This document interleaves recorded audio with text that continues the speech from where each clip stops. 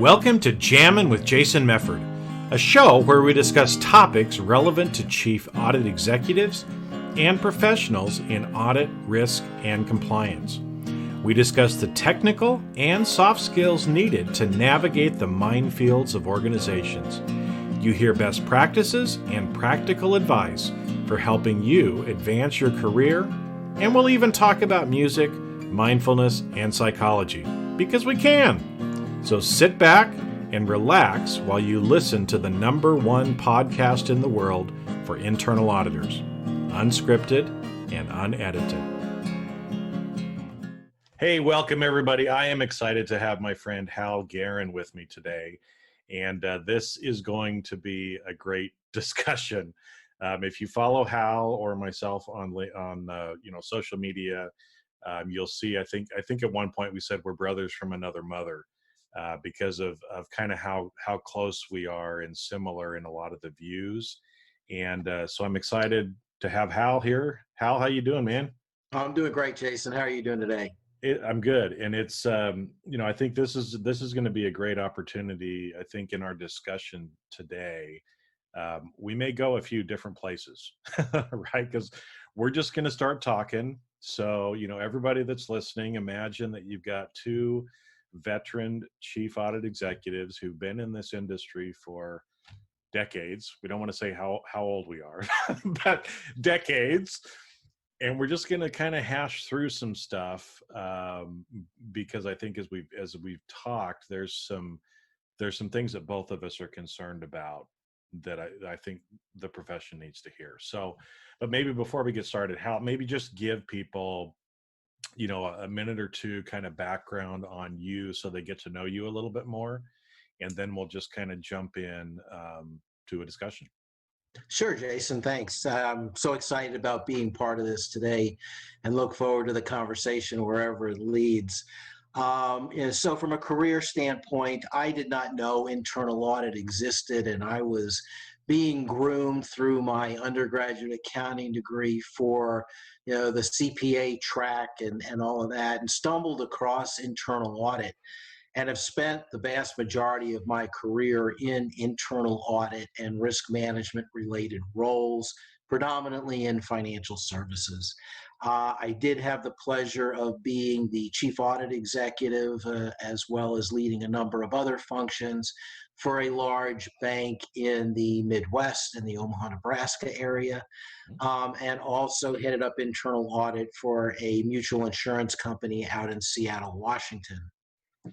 I spent a good part of my career tied to the Institute of Internal Auditors, our membership association and professional association, as a volunteer leader during the course of my career, having been the chair of the IA's audit committee, having served on its ethics committee, and as a result of some of those interactions, had the pleasure of serving for 7 years as a member of executive staff on the Institute of Internal Auditors payroll in Central Florida, and had the opportunity as part of that to oversee a number of different things, including launching the Audit Executive Center, overseeing the IIA's professional practices framework and all the standards and guidance that goes with it, and on the IIA's advocacy efforts, among a number of other things. So that's the kind of the high level. Right now I'm doing some side consulting and trying to keep my head above water with all that's going on in our crazy world. Yeah, well, and I forgot that you'd actually been at the IA for 7 years. I mean, the older we get, the faster time flies. So I know we met kind of at that point when you were on staff there, and have had interactions. But yeah, I'm glad for you to be here because again, like I told everybody at the top of this, right? Hal's been around the block a few times, and so we're going to talk about some things today, that are important for our profession, and I think some of them may be some things honestly that people are thinking but they're not saying. And it's time for us to start saying it more, because if you don't verbalize it and start trying to do something about it, you never change. Right? Right. So So where do you want to start? I know before we started here, we kind of went some different paths. Which area would you like to kind of jump into first? Well, let's talk, if you don't mind, Jason. Let's talk a little bit about internal audit and its sort of its role Hmm. through what's transpired during the course of 2020. When we all were celebrating the start of a new year on January 1, 2020, to say little did we know, would be one of the biggest understatements of the year, because this year has panned out so far, and it's still not even, it's almost half over.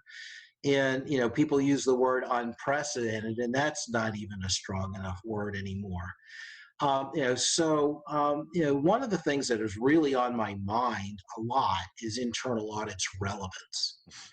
You think about going back a number of years now, when Denny Barron, who was the chief audit executive of J.C. Penney and served as the IIA's chairman of the board, his chairman of the board theme, which was probably, I don't know exactly, maybe 7 or 8 years ago or more, was assess our relevance. Yep. And if it isn't time to dust that off, blow off the covers on that and reassess our relevance, then I really think now's the time, if it's not too late. Mm-hmm. So what I'm thinking about there is, it comes down to, internal audit has been begging for or seeking the proverbial holy grail of a seat at the table. Mm-hmm. And many chief audit executives, many internal audit functions have been successful. They've demonstrated their worth to the organization and get that seat at the table. And not only do you get that seat, you have to not only earn that seat, you're not just given it, you have to earn it, and then you have to keep it by what you do and how you contribute. Now, if internal audit going in, and the chief audit executive specifically, but internal audit as a function, going into the pandemic and going into the crisis, and this call for people to start working at home, and this call for, boy, our risks have significantly changed in the organization, and we're in crisis mode in the organization. If internal audit was not relevant going into all of that, I have a hard time believing you're going to be relevant during it and are going to be relevant coming out of it. Yeah. Because the organization has a view of you, whether you deserve it or not, in terms of your contributions to the organization. So is that if that door is open, and and as major initiatives are going on in the organization and key decisions are happening and key conference calls are happening to make decisions about what to do about letting people work from home, letting people putting people on furlough, making major decisions about physical locations and how you're going to serve customers, and so on and so on. If you didn't have a seat at the table and have an opportunity to at least participate in the dialogue, I'm not saying necessarily, and that's a whole other subject, about foregoing your objectivity or your independence. But if you weren't there for the dialogue and you didn't have an opportunity to contribute, and you didn't have the opportunity to say what about, then you really need to look in the mirror and say, where am I in terms of my ability to truly add value to this organization, and am I relevant? Yeah. Well, and I think it might be beneficial. I'm just going to get, for everybody that's listening, that's not as old as Hal and me, let me give you like a 2-minute history lesson on why a lot of places are struggling with relevance of internal audit, right?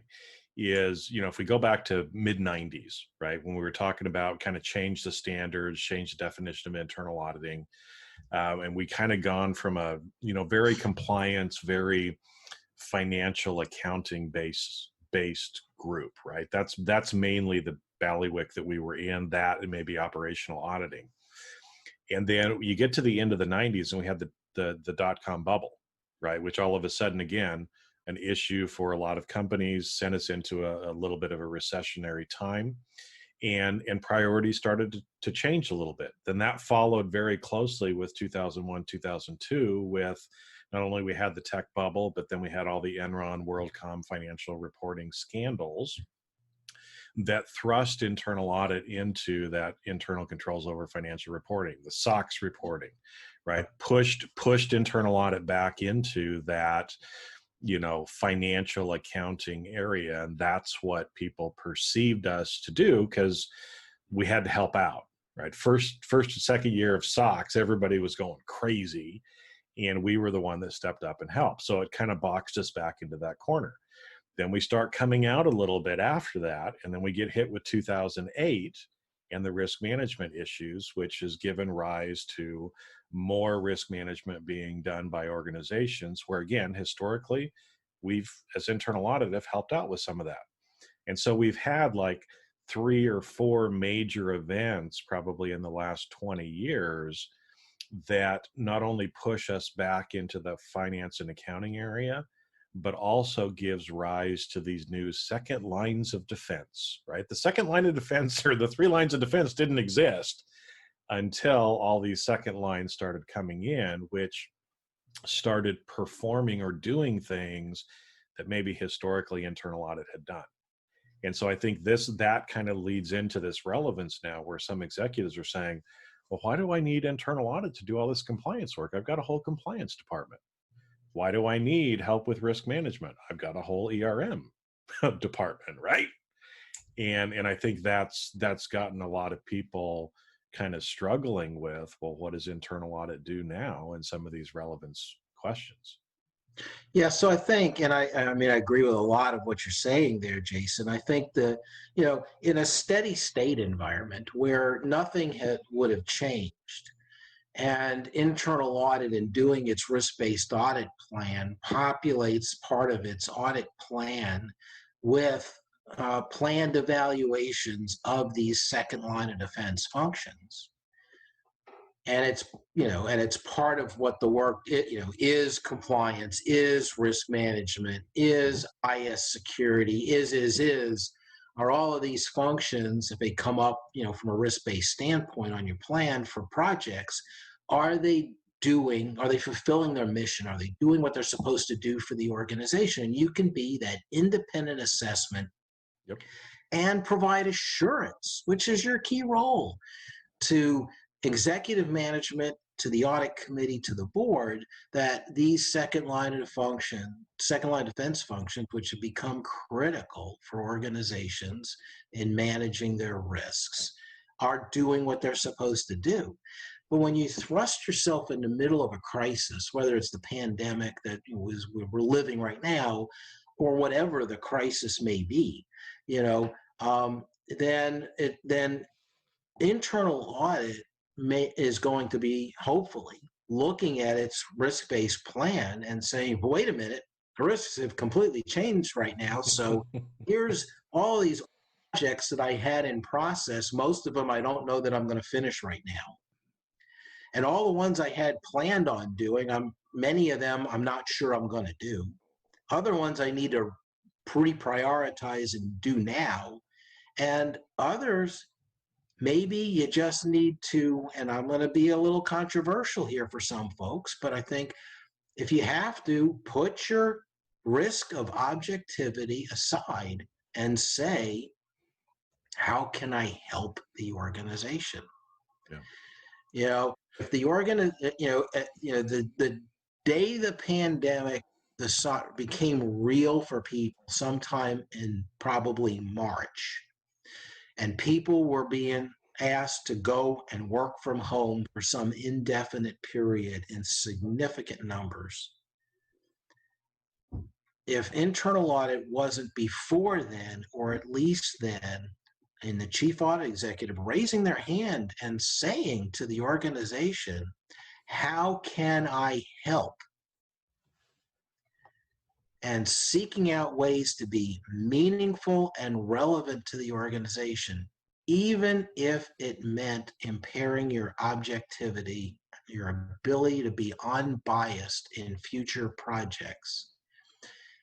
and or let's say the CFO, the CEO, the CRO, the C whatever O calls you, chief audit executive, and says, look, Mr. Ms. Chief Audit Executive, I need your help on X, whatever X is.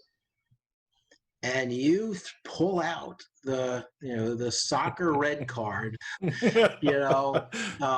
you go and say, foul, I can't do that because that will impair my ability to be objective. And I'm not going to do that. That phone ain't going to ring too much more for asking for your help. Now there are going to be some things that we don't have the competence to do that. We're not well positioned to do that. We can't do that for some very good reasons. But in many circumstances, it's going to be, you know what, let me figure out a way that I can help you. And you get it done because you're also managing your relevance through the crisis. You're managing your ability to add value to the organization. And the only obligation I think you have as the chief audit executive, if you stray into operational activities to help the organization be successful through the crisis, is to tell the audit committee or the audit committee chair, look, here's what I've been asked to do. Here's why I think it's a really good idea to do it. Here's how we're going to manage it. And I'll get back to you on how we're going to manage our objectivity issues at a later date. But right now, this is the highest and best uses of resources. I just want to be sure you agree with me. Well, and I think those are the discussions that we've got to start having, right? Because again, when we first went into this, what really kind of annoyed me is how many people were saying, "Oh, I've got my annual audit plan now. How am I going to do my annual audit plan from home? How am I going to do it virtually? Right? How am I going to keep doing this?" And my first question back to people was, well, should you still be doing that? Right. And I think, again, across, I know a lot of people, we're thinking and actually asking some of those questions like you were talking about, but I was surprised how many people in our profession were more worried about how am I going to virtually now accomplish the plan that I set before, instead of realizing, folks, it's just a plan. You can change it. When risks change, you should change it. That's what risk-based means, right? But again, it was like, some people, it was like hitting their head on it, and I like that point too, about that you're saying about the objectivity is when things are in crisis mode, if you're not helpful, if you're not helping, then you're going to lose a lot of your relevance. Because like you said, if the CFO calls and says, hey, I need you to do this, we need to find a way to do it. It's not because they're trying to divert you away from some area of the business that, is fraudulent. It's like, no, we need help, right? So go help them. Exactly. And there are things, there are things that, especially in heavily regulated industries like banking and, energy companies and things like that, there are things you have to do because the regulators are not going to cut you any slack. Yeah. So regardless of where it fits in a risk-based plan, it's not optional. There are things you as internal auditor are going to have to do and continue to do. And if if you have the pleasure or the burden or however you want to look at it in terms of doing a lot of the SOX work in publicly traded organizations, you can't say, I'm not going to do that right now because I'm better served helping the organization, Don't you don't think the SEC is going to give people like a waiver on their SOX reporting this year? I think your public accounting firm will be the first line of the first stop there to say, I don't think so, guys. Yeah. And there are certain projects on your risk-based plan that may have been in process. There may be ones that you weren't going to do that now have really accelerated and you do need to do and you should be doing in a remote environment. And, kudos to the function. Internal audit has pretty well figured out, even though it may not have had all the technology it needs and certainly didn't have much practice working remotely, the vast majority of the profession has figured out how to do it. Mm-hmm. But, and I have to underscore that with a really, capital letters, but, you know, auditing, the physical act of getting audit work done is only part of the job, Mm-hmm. and the less visible you are. I'm burying my head down looking at, data analytics all day long and doing file extracts and documenting work papers and coming up with audit findings that I want to report and all that kind of stuff. I can do that most anywhere from much of the work, but you're also completely invisible to the organization. Mm-hmm. And so, yes, is the organization, let me ask a hypothetical question. People who are doing the day-to-day audit work can answer this better. And obviously I am not right now, but are people who are so stressed out from trying to manage the organization through the crisis right now, do they really want to get on a video chat with you and do a walkthrough? For 2 Do they hours. really want to hear about the fact that you might have some findings you want to discuss in accounts payable right now? It's not that that stuff isn't important. I can go down a laundry list of stuff that on a day-to-day basis, if things were business as usual, would be very important and part of what you do, Well, but I think there's a level of sensitivity, yeah. you And know, it's interesting, like you bring up that AP example, right? So let's pretend, again, hypothetical. We're playing hypothetical, right? right. Is if you started an audit early on, you have some issues or some process issues with AP. Now you're trying to wrap up the audit. What I can tell you is your AP process has probably changed during this time, right? So again, maybe even whatever findings you had before are totally out the window, right? And I've seen this, with both my clients and their clients, based on some of the work that I do. A lot of people are changing how they're doing AP because of the liquidity risks that so many companies have. Even Fortune 500 companies, they don't have cash for more than a few weeks. And so, they're all of a sudden totally changing and doing things completely different. So the current state may even be different than what you started auditing. And so your findings are probably not even relevant, but that's one thing that a lot of times we maybe forget. We just know, oh, I've got to follow up with that person, right? And they're like, well, why are you asking me about that? We're not even doing that anymore. Right. Which I think, I hadn't thought of this in a significant way up until this conversation, but, follow up. Mm-hmm. One of the things that the standards expect you to do and every internal audit function does is follow up on management commitments from prior audit findings. Mm-hmm. Well, I hate to use the term auditee, but bear with me when I say, does your auditee really want to hear from you right now to see if you can get an update on a progress report on an audit finding that their due date's coming up and how they're accomplishing on that? And they're like, leave me alone. Yeah. I'm in the middle of contemplating a bankruptcy filing. I'm in the Which your middle. audit report is not. I'm in the middle of dealing with, a customer service department that is, got people on hold, trying to talk to them for hours and dropped calls. I've got, pick it, Yeah. So there has to be a level of sensitivity to what the organization is going through and what the risks are. And where is it best for you to add value now and on a go forward basis? And the dynamics. I'm not saying anything anybody doesn't already know and get and have at least and process through. My real point is, it really comes back to, that a relevance question. If you were relevant going into the crisis, you have a much higher probability of maintaining your relevance during and coming out of it. If you weren't, all I could say is good luck, because I'm sure the phone's not ringing and you're begging for a seat at the table and people aren't answering your phone calls, your texts, your emails, and all of that. So if it's somewhere in between, which is more likely for most organizations and most internal audit functions, you wish your relevance was greater, but it wasn't that bad.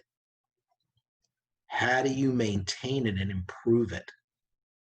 How do Oh, you rise to the occasion and yeah. demonstrate to the organization that you are a team player and can add value while still maintaining the integrity of the role you're asked to play? Yeah, and I think that kind of transition is perfectly into kind of one of these other topics that we wanted to discuss, which is relationships.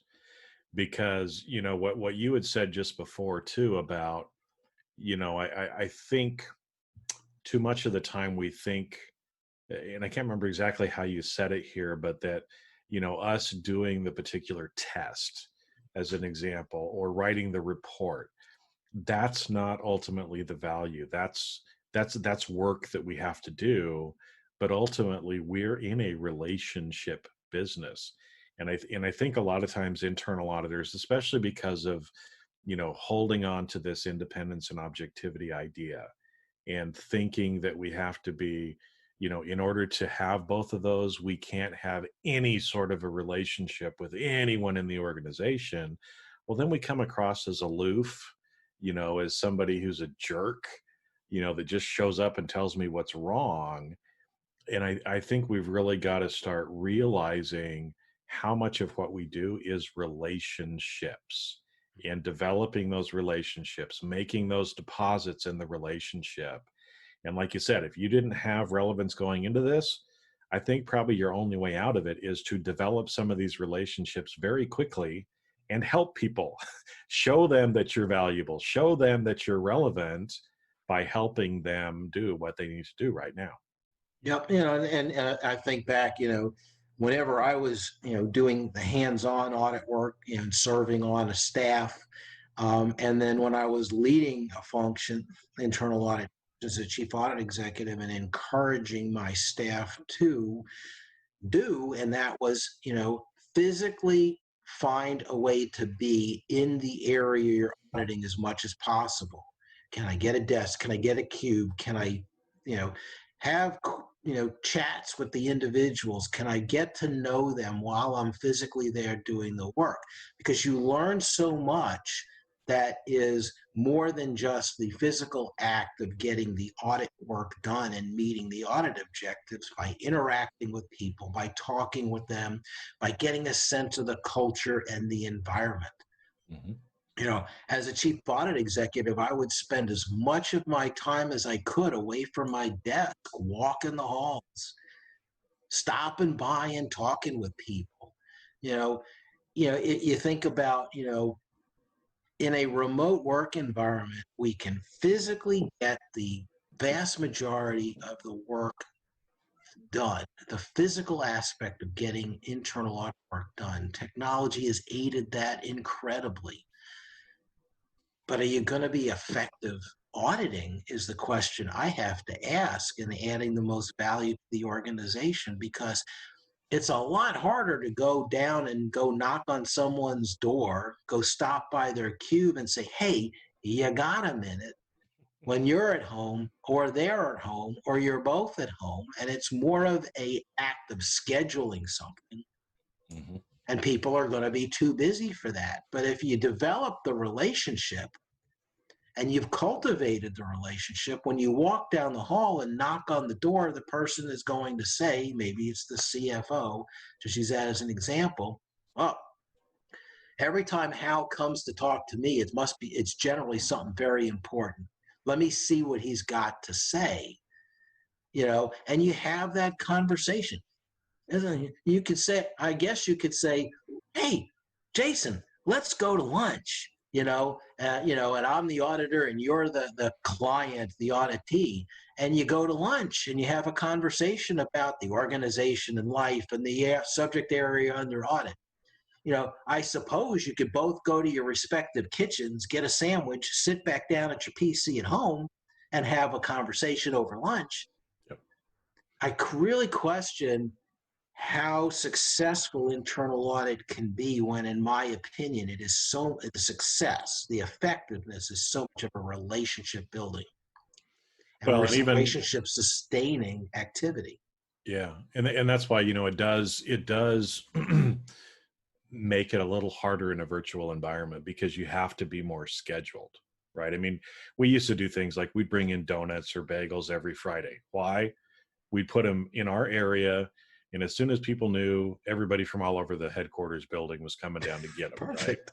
Yeah. So it would force people, and we'd hang out by the coffee, a little bit more that day, as an example, or we'd go to happy hours after work, right, Exactly.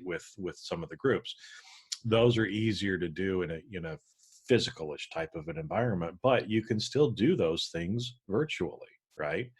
And there are, some of my friends do virtual happy hours with people on Zoom, right? If you can add at least a video component to it, then it breaks down some of that barrier and it makes it more human, more real, right? And that we just have to start getting a little creative at how maybe we do some of these things. Because you're right, you could say, "Hey, Hal, let's have coffee together," or whatever. And you're at home, I'm at home, but we're still talking together like we would for maybe 10 or 15 minutes if we went to get a cup of coffee. If you're doing an interview with somebody, I mean, everybody listening, you're hearing audio, but I can see Hal, right? Because we're online. I can see him. I can see the books behind him on his shelf. I could actually ask him about those things. We could have a very similar conversation face to face, even though it's virtual, as we would if it was in person. But you're going to have to be creative. You're going to have to think about, you still need to be doing those things to develop relationships. So how can you do it in a virtual sense? Can you do it more on social media? Can you do it more on, some of these other ways of, we just got to learn how to interact We differently. have to. We have to. And I think, and I certainly didn't mean to imply it can't be done. Yeah. I think it is, you used the term structured. It does feel much more structured. Yeah. And if I came up to you as an audit client, Jason, and I said, you know what, I know you're busy right now, but if you got a few minutes after work, let's go grab a drink. And you say, sure. you know Now, if we're both physically apart and doing it by video chat, that's not as convenient to be able to do that. It's structured, it's stilted. So, if you and I have known each other for a year, 5 years, 10 years, we've got a relationship that could sustain us for many more years to come, where it doesn't feel so challenged and structured. Yeah. But let's say I'm the new CAE to the organization starting today, and I don't have those relationships with my staff, with the leadership, with anyone, and I ain't going into the office anytime soon. Going to be more difficult. You're the new employee who's starting as a staff auditor, and you come from another organization maybe, but you don't have any relationships in the new one. And our new employee orientation is totally through Zoom video stuff and all that. It's hard. The organization hires a new chief compliance officer, and everybody's clamoring to go talk to that person, and you're just one of a long line of people Mhm. who's just trying to get on their calendar, and there's no, I know you're busy. I know you're busy, but let's go grab a drink after work so we can get to know each other and forge a good collaborative working relationship. It's just gonna be harder.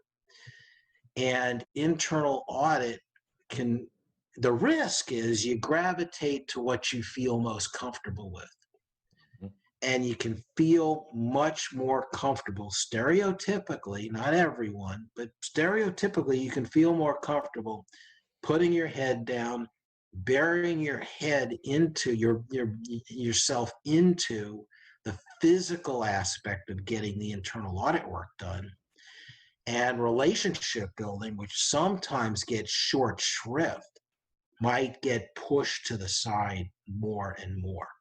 To me, the challenge, one of the many, many challenges chief audit executives face is going to be, in whatever our new reality is, how do you keep relationship development, sustaining relationships, relationship cultivation first foremost for people and how they do it, and is it become even more important that that is something that is evaluated in how people are doing their job in internal audit.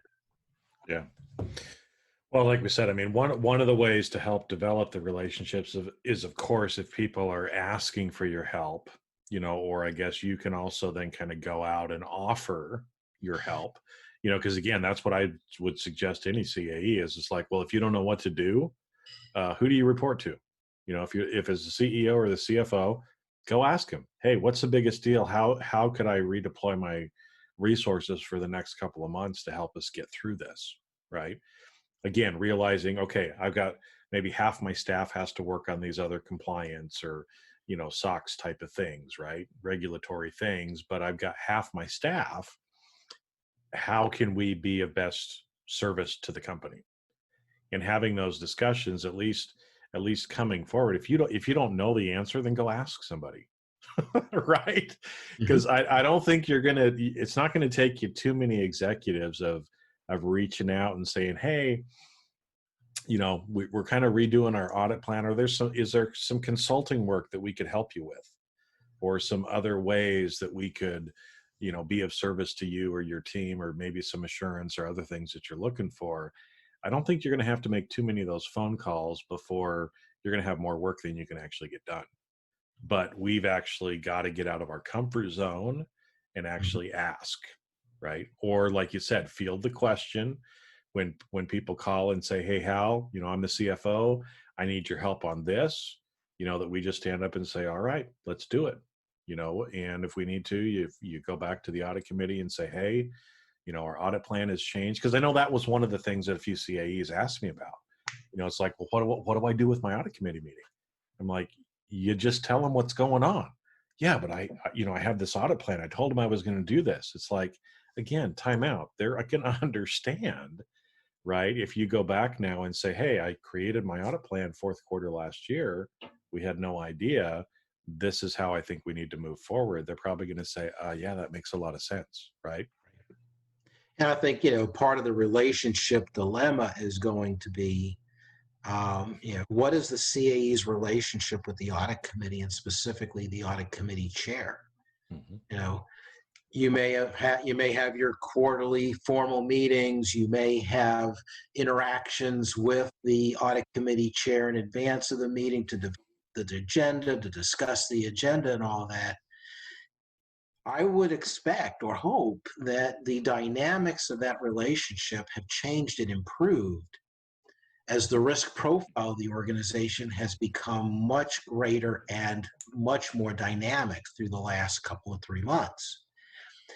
If the CAE and the audit committee chair are not having more frequent conversations, maybe even impromptu conversations where the calls are going in both directions. Hey, I just got off the phone with the CFO, and this is what we've been asked to do, and I just want to run it by you because I want to get your support because I think it's a really good thing. Hey, just even to give you the heads up because this risk change. Audit committee chair, I was reading in the Wall Street Journal just the other day about your competitor, and I want your opinion, CAE. If that dialogue hasn't elevated and the frequency hasn't changed from a more steady state, I think that's another barometer of questioning your relevance. Yeah. Yeah. If nobody's asking for your help, if they're not asking you questions, if you don't have that communication going back and forth, then yeah, they probably don't feel like you're relevant. That's one of the things I've always told CAEs is if you want to know if you're a trusted advisor, are people asking for your help? If they're not asking for your help, then they probably don't either A, trust you, or B, believe that you can actually advise them.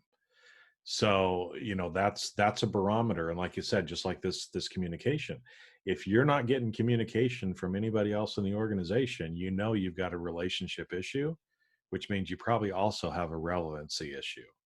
And so you can, Yeah. there's two paths you can go down, folks that are listening, right? You can either sit on your hands and go, woe is me, nobody's listening to me, boo hoo. And I bet if you go down that path, here's what's going to happen. Your budget's going to continue to get cut.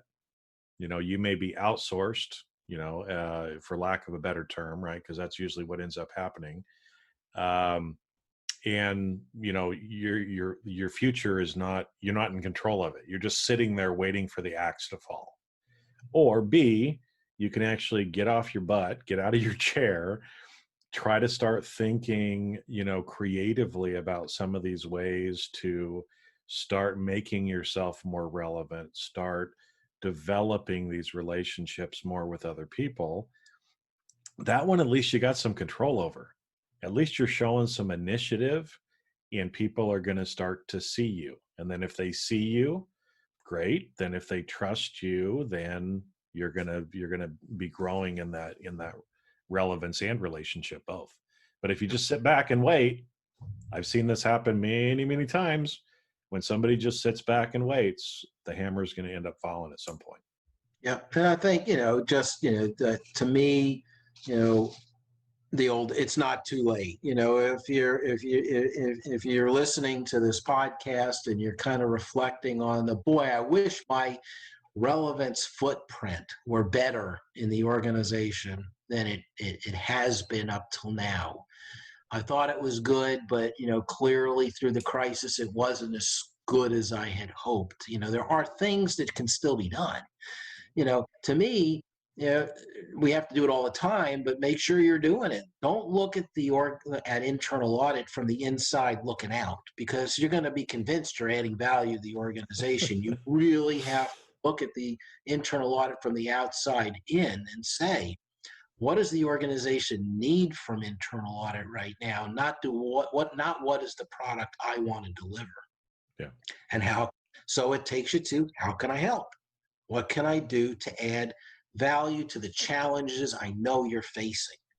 Yeah. You got to ask for and receive that critical feedback, and you got to act on it. That's great. Thanks, Jason. This is what I'm going to do with what you told me, and I needed that feedback. Unless something is mandatory and it's regulatory and you have to do it, every single project for maybe the remainder of this year that might have been on the audit plan, you have to question, does it really need to be done now? Yeah. And if the answer is, I think so, ask yourself that question again. Be absolutely certain that it's what the organization needs for you to do right now, regardless of what the audit plan might have called for. Spend a lot more time on, as much time as you possibly can, on advisory work. Yes, our primary role is assurance. Got it. And that may be what the audit committee still requires you to do, is assurance projects. But that's not what the organization is going to want. The organization is going to want advisory help, and how can you participate to add value and help us manage risk. And I'm not saying manage risk personally, but help the organization understand risk better. Ask be the how you thought about person in every conversation. That's great that we talked about all of that. I just want to be sure we're also thinking about this, and this. Mm-hmm. Mm-hmm. Be more flexible with objectivity. We've talked about it. And if you haven't moved to a continuous risk assessment, get as close as you can to a continuous risk assessment. Quit doing annual plans, do forecasts. Or do an annual plan and recognize it's irrelevant as soon as you published it. As soon as you make it. Well, Hal, this has been a great conversation. I know we need to kind of cut it off here pretty quick, because people still have to do their job. I don't want to make it too long for them, but I didn't ask you before this, but I'll at least volunteer myself and think you might be okay too. But again, if there's chief audit executives that were listening today, and you're in one of those situations where you're like, I don't know if I'm really very relevant, or I don't know, how good my relationships are. I don't know how, ask yourself some of the questions that we've been talking about. But if you don't know, but you want to change things, you want to be in control of it. You don't want to just sit there and do nothing and just wait for whatever to happen is going to happen. If you want to be proactive and actually do something about it, and you need some help, reach out to me, reach out to Hal. We're here, right?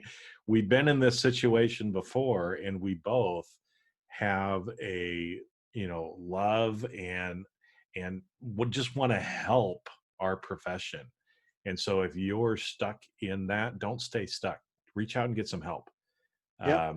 So I kind of volunteered you there, Hal. Is that okay? That's fine. Okay. I had a conversation with a chief audit executive out west just yesterday on that exact same topic, and they were struggling through an issue. And 45 minutes later, I gave them some thoughts, some things to consider, and hopefully, and we followed up this morning, and it seemed like it was helpful. So, yeah.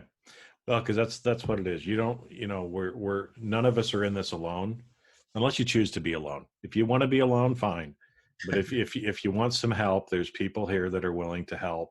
You just have to have the courage to actually reach out. So, but Hal, thank you so much for coming on today and talking. I know that this is one of those episodes too where people probably need to go back and listen, maybe more than once. But hopefully, it pricked some things in people. And, just go out and take different action this next week. Do something different, kind of based on what we've been talking about, and try to move that much closer to where you really want to be. So with that, thanks, Hal. Thank you, Jason, and everybody who's listening. Stay safe out there. Thanks. And that's a wrap. Thanks for listening to today's episode of Jamming with Jason. Keep on rocking in the audit world. Have a great rest of your day, and I'll catch you later on the next show. If you'd like to earn continuing professional education for listening to today's episode, head on over to C-Risk Academy at ondemand.criskacademy.com. And that's C as in the letter C, riskacademy.com. Not only do you get a CPE certificate, but you also will have access to the video version of today's show. The views and opinions expressed on this show are that of the individuals and not of their respective organizations.